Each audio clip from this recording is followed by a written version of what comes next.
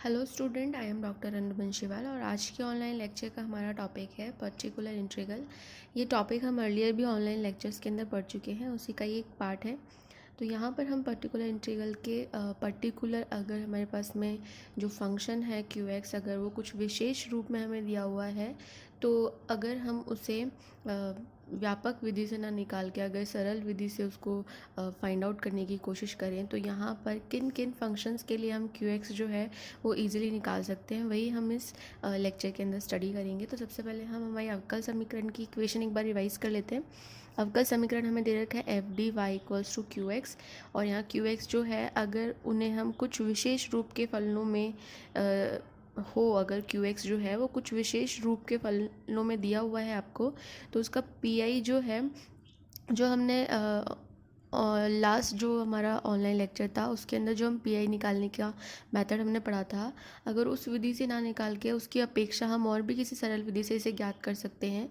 तो यहाँ पर हम क्यू एक्स के वो विशेष रूप पढ़ेंगे जिनके लिए हम पीआई जो है वो इजीली अनदर मेथड से जो है वो फाइंड आउट कर सकते हैं। तो यहाँ पर क्यू एक्स के कुछ विशेष रूप दे रखे हैं।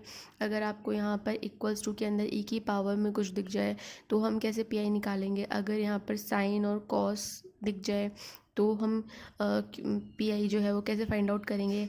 अगर क्यू एक्स जो है वो एक्स की पावर एम में हमें दे रखा है, जहाँ पर एम कोई भी पॉजिटिव इंटीजर है, और अगर क्यू एक्स जो है उसमें ई की पावर एक्स ए एक्स भी है और वी साथ में कोई एक्स का फलन है, तो उस कंडीशन में हम क्यू एक्स कैसे फाइंड आउट करेंगे, पी आई कैसे फाइंड आउट करेंगे।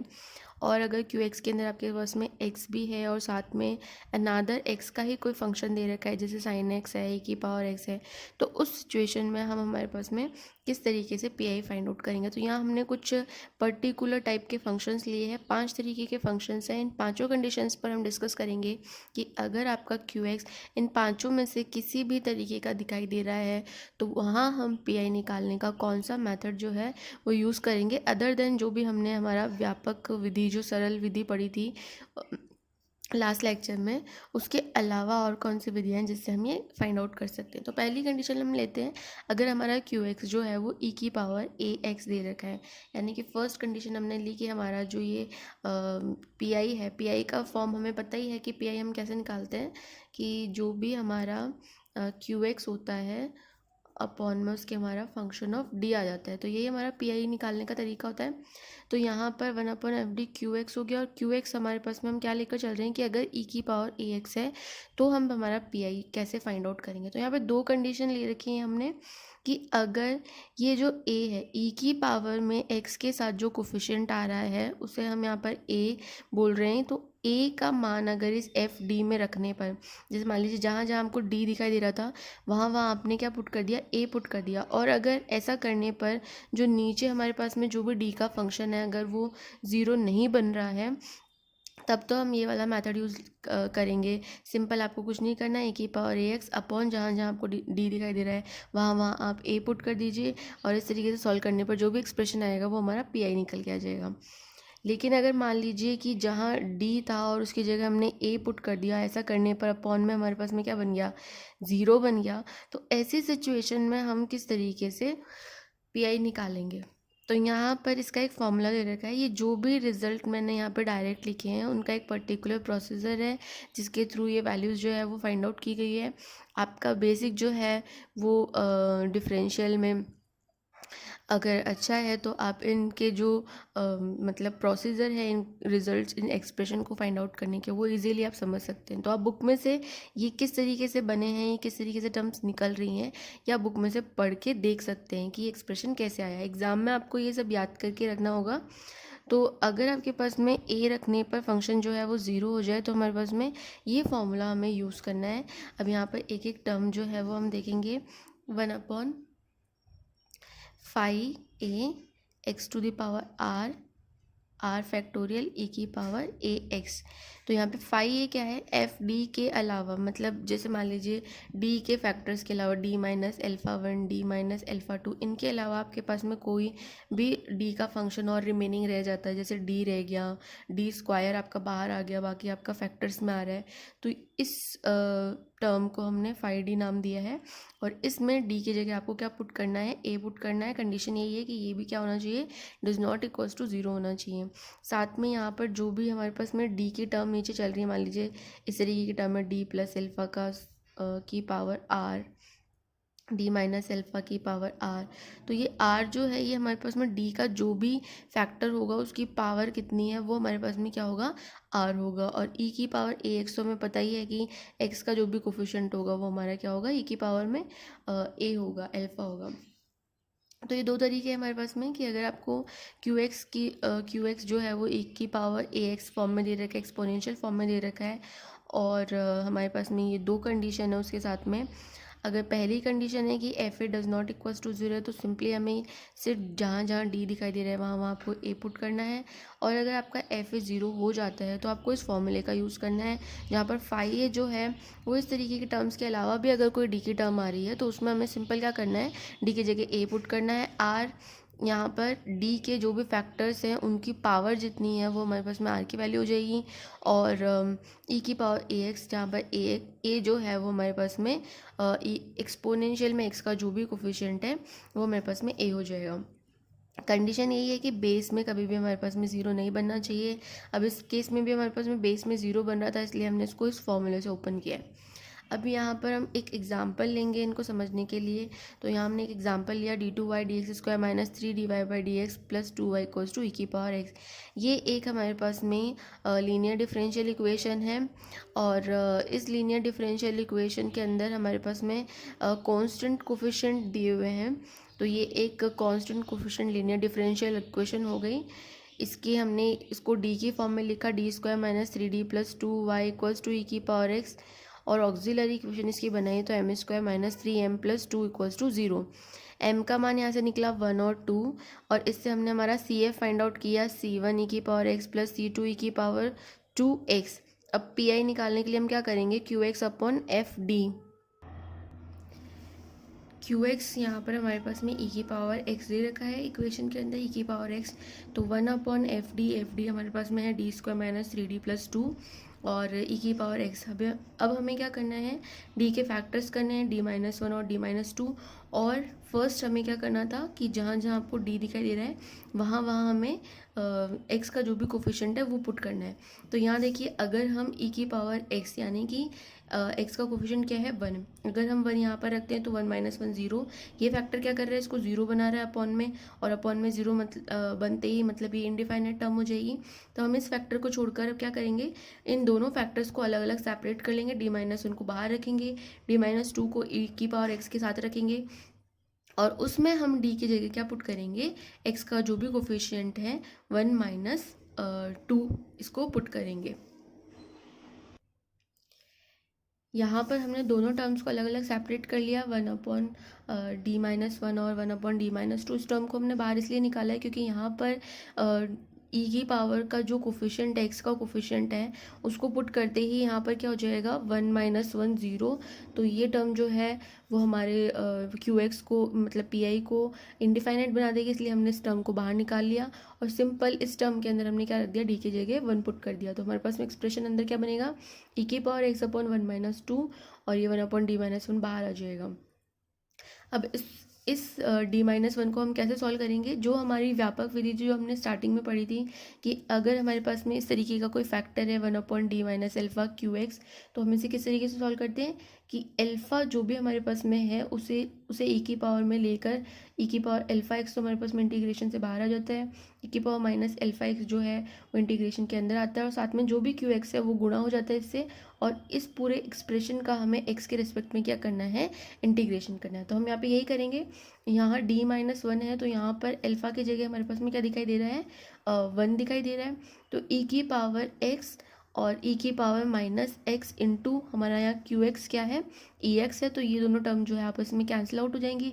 तो यहाँ पे बचेगा 1 का इंटीग्रेशन हमारे पास में क्या हो जाएगा, एक्स। तो यहाँ पर एक्स आ गया, ई की पावर एक्स आ गया, और ये माइनस का साइन हमारे पास में ऑलरेडी चल रहा है।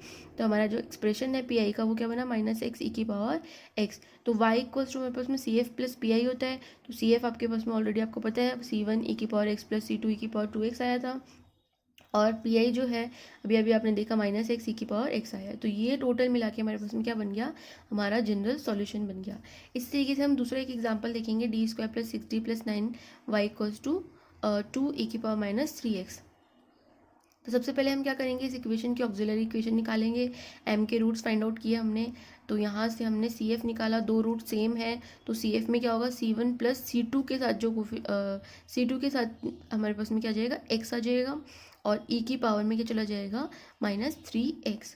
अब पी आई निकालना है तो 2 ई की पावर -3x अपॉन में हमारा एफ डी, यानी कि ये पूरा डी का फंक्शन आ जाएगा, D square plus 6d plus 9 equals to, अब इसको हम क्या लिख सकते हैं, डी प्लस 3 का होल स्क्वायर का फॉर्मूला बन रहा है ये, तो डी प्लस 3 का होल स्क्वायर बन रहा है। अब यहाँ देखिए ई की पावर में क्या है, -3x, एक्स का कोफिशिएंट क्या है, -3, अगर हम -3 को डी के प्लेस पे रखें तो यहाँ पर -3 प्लस 3 इक्वल्स टू क्या हो जाएगा, 0, और ये क्या बन जाएगा, एक इनडिफाइनाइट फॉर्म बन जाएगी। इसका मतलब हमने जो भी मेथड पढ़ा था F A does not equals to 0 वाला, वो यहाँ पर काम नहीं करेगा।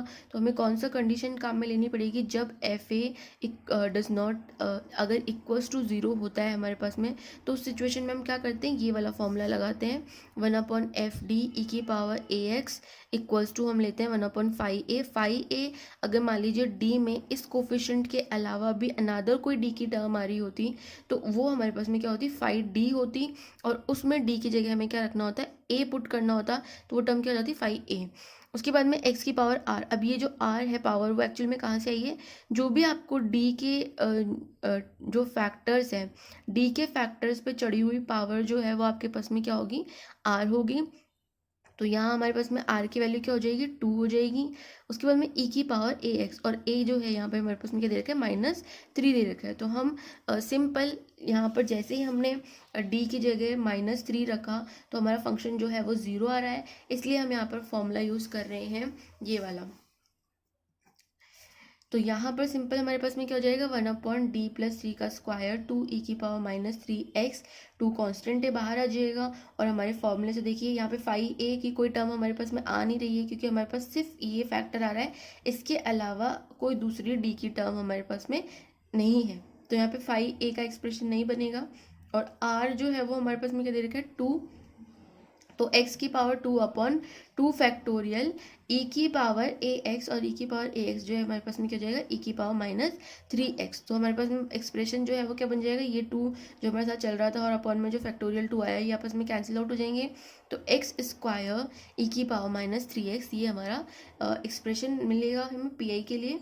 अब y जो है वो हमें पता है वो CF प्लस PI के सम के बराबर होता है, तो CF हमारे पास में क्या हो जाएगा, C1 प्लस C2x ई की पावर -3x, और PI जो है वो हमारे पास में क्या हो जाएगा, x स्क्वायर ई की पावर -3x। तो यहाँ पर हमने दोनों तरह की कंडीशन देखी कि अगर d की जगह हम a पुट कर दें तो ऐसी सिचुएशन में अगर f है हमारे पास में 0 के बराबर नहीं है, तो हमारा सिंपल जो PI है वो किसके बराबर हो जाएगा, e की power ax upon function of a के बराबर हो जाएगा। मतलब आपको d की जगह सिंपल a पुट करना है।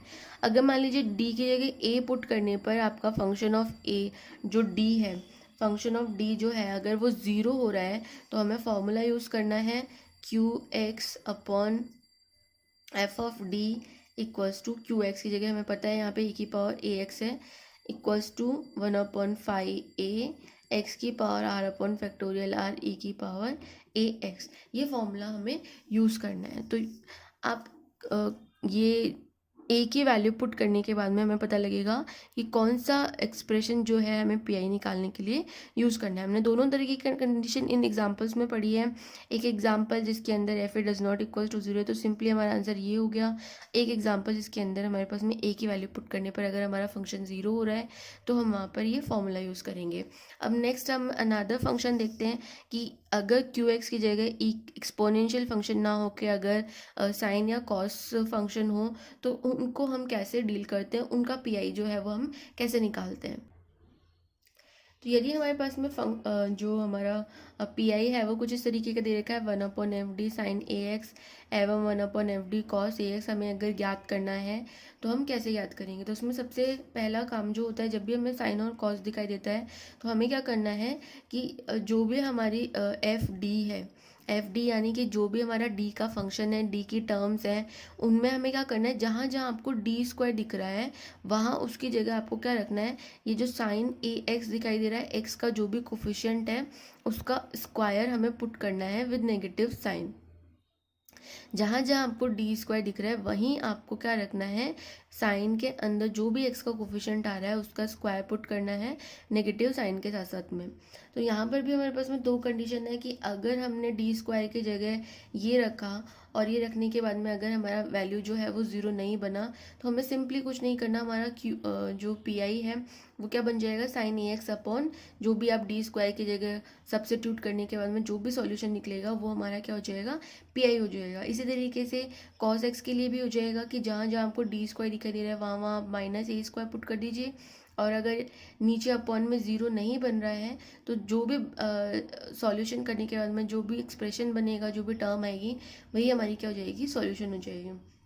लेकिन मान लीजिए अगर हमने डी स्क्वायर की जगह माइनस ए स्क्वायर पुट किया और वहाँ पर हमारा एक्सप्रेशन ज़ीरो आ गया, तो ज़ीरो आने की वजह से क्या होगा, अपॉन में हमारे पास में फिर से अगेन ज़ीरो बन जाएगा, जिससे क्या हो जाएगा, इनडिफाइनेट फॉर्म हो जाएगी। तो इस चीज़ को अवॉइड करने के लिए हम क्या करेंगे, यहाँ पे फॉर्मूले यूज़ करेंगे। अब यहाँ पर मैंने सीधा फॉर्मूला लिखा है बुक के अंदर, इसको सॉल्व करना भी बताया गया है, आप वहाँ से इसको स्टडी कर सकते हैं। तो अगर आपके पास में कुछ इस तरीके का एक्सप्रेशन है 1/d² + a² cos ax, तो आपको फॉर्मूला यूज़ करना है x/2a, यहाँ कॉस है तो यहाँ आपके पास में साइन आएगा, और अगर यहाँ साइन है तो आपके पास में कॉस ए एक्स आएगा माइनस साइन के साथ साथ। इसको याद करने का तरीका भी यहाँ दिया हुआ है टिप्पणी के अंदर कि 1/d² cos ए एक्स, इसको हम याद कैसे करें, x/2 और integration of cos A x करें तो हमारे पास में क्या जाएगा, cos ए एक्स का इंटीग्रेशन हो जाएगा sin ए एक्स, और x के साथ जो ये कोफिशिएंट है a से भाग लग जाएगा। इसी तरीके से साइन ए एक्स के लिए अगर ये फॉर्मूला याद करना है तो x/2 integration of sine A x, और साइन ए एक्स का इंटीग्रेशन होता है माइनस का कॉस ए एक्स, और a से इसमें डिवाइड हो जाएगा। इसी तरीके से हम अगर इसकी जनरल फॉर्म देखें कि 1/f(d²), यानी कि नीचे कोई आपका d² में फंक्शन आ रहा है, ऊपर साइन ए एक्स प्लस बी है, तो आपको सिंपल क्या करना है, x का जो भी कोफिशिएंट है उसको आपको d² की जगह माइनस साइन के साथ साथ पुट करना है, उसका स्क्वायर करना है और उसे माइनस साइन के साथ साथ पुट करना है। इसी तरीके से इसमें कॉस के लिए करेंगे। अब यहाँ से समझने के लिए हमने एग्जाम्पल लिया है d² + d+1 y = sin 2x। सबसे पहले हम क्या करेंगे, इस एक्सप्रेशन के लिए ऑक्सिलरी इक्वेशन बनाएंगे, तो m² + m+1 = 0। यहाँ पर m जो है वो हमें कॉम्प्लेक्स नंबर्स में मिलेगा, -1/2 + -i1/√3/2। कॉम्प्लेक्स नंबर्स में रूट्स हमारे पास में क्या आते हैं, पेयर्स में आते हैं, प्लस में भी आएगा माइनस में भी आएगा। तो उसके लिए हमने CF निकालना सीखा था, e⁻⁻x/2, यानी कि जो भी ये विदाउट आयोटा वाली टर्म है वो हमारे पास में किस में आ जाएगी, e⁻⁻x/2, और ब्रैकेट के अंदर C1 कांस्टेंट, कॉस, और कॉस के साथ साथ √3/2। ये जो बीटा है, ये जो आयोटा के साथ वाली टर्म है वो कॉस और साइन के साथ में आएगी। इस तरीके से हमारा एक्सप्रेशन क्या बन गया, e⁻⁻x/2 C1 cos √3/2x + C2 sin √3/2x।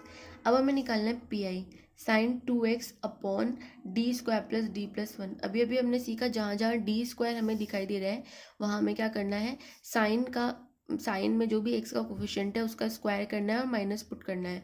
तो यहाँ पर साइन का कोफिशिएंट क्या है, साइन के अंदर x का कोफिशिएंट क्या है, 2। तो हमें क्या करना है कि 2 का स्क्वायर यानी कि 4, और वो भी माइनस साइन के साथ साथ क्या करना है, d² की जगह रखना है। तो यहाँ पर मुझे d² की जगह क्या पुट करना है, -4। तो d² की जगह -4 पुट करने पर मेरे पास में एक्सप्रेशन क्या बन जाएगा, 1/d - 3 sin 2x। स्टिल हमारे पास में अपॉन में क्या बच रहा है, d बच रहा है। अब हमें इस d को हटा के इसका सॉल्यूशन निकालना है, तो हम क्या करेंगे कि साइन का जो फॉर्मूला है जब तक d² नहीं होगा तब तक काम नहीं करता। तो हम यहाँ पे क्या करेंगे, इस टर्म को d² बनाने के लिए ऊपर नीचे d + 3 टर्म से क्या कर देंगे, गुणा और भाग लगा देंगे। गुणा और भाग करने पर d - 3 और d + 3 जो है ये मिलकर क्या बन जाएगा, d² - 9 बन जाएगा, और ऊपर आपके पास में क्या आ जाएगा, d + 3 आ जाएगा। d + 3 d² - 9 sin 2x। अब यहाँ पर d² दिखाई दे रहा है और d² की जगह हम क्या पुट कर सकते हैं, 4 पुट कर सकते हैं। तो यहाँ पर मैंने डी स्क्वायर की जगह -4 पुट किया, तो नीचे का एक्सप्रेशन जो है वो -4 -9 हो गया। तो ये दोनों मिलके क्या बन जाएंगे, -13। और ऊपर जो d+3 है उसमें हम क्या करेंगे, sin 2x को अंदर इस ब्रैकेट के मल्टीप्लाई कर देंगे। तो मल्टीप्लाई करने के बाद में हमारा एक्सप्रेशन क्या बनेगा, d के साथ sin 2x मल्टीप्लाई हो गया और 3 के साथ sin 2x मल्टीप्लाई होकर ये एक्सप्रेशन आ गया।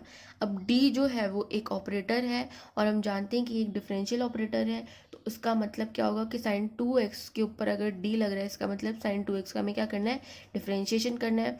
तो इसका डिफरेंशिएशन करेंगे तो क्या हो जाएगा, cos 2x और 2 जो इसका कोफिशिएंट है उससे क्या हो जाएगा, ये गुणा हो जाएगा, +3 sin 2x। अब इसको ओवरऑल सॉल्व करेंगे तो ये हमारा पी आई बन गया। अब y जो है हमारा जो जनरल सॉल्यूशन है वो बराबर होता है C F plus P I के। तो सी एफ हमने निकाला था और पी आई ये एक्सप्रेशन आ गया। ये दोनों मिलकर हमारा क्या बनाएंगे, जनरल सॉल्यूशन। तो इस तरीके से हम कॉस के लिए भी फाइंड आउट कर सकते हैं। हमें बस ध्यान रखना है कि जब हम साइन और कॉस की बात कर रहे हैं तो हमें डी स्क्वायर एक्सप्रेशन की जगह वैल्यू सब्स्टिट्यूट करनी है। जब हम ई की पावर की बात कर रहे थे तो हमें सिंपल डी की जगह क्या पुट करना था, ए पुट करना था। दोनों कंडीशन की बात करनी थी। अगर डी की जगह ए पुट करने पर अगर आपका फंक्शन 0 के बराबर नहीं होता तो उसको कैसे सॉल्व करते हैं, और अगर वो 0 के बराबर हो जाता है तो उसे कैसे सॉल्व करते हैं। तो इससे रिगार्डिंग जितने भी क्वेश्चन है वो आप सॉल्व करके देखिए। अगर किसी में कोई प्रॉब्लम है तो आप कमेंट बॉक्स में पोस्ट कर सकते हैं। Thank you.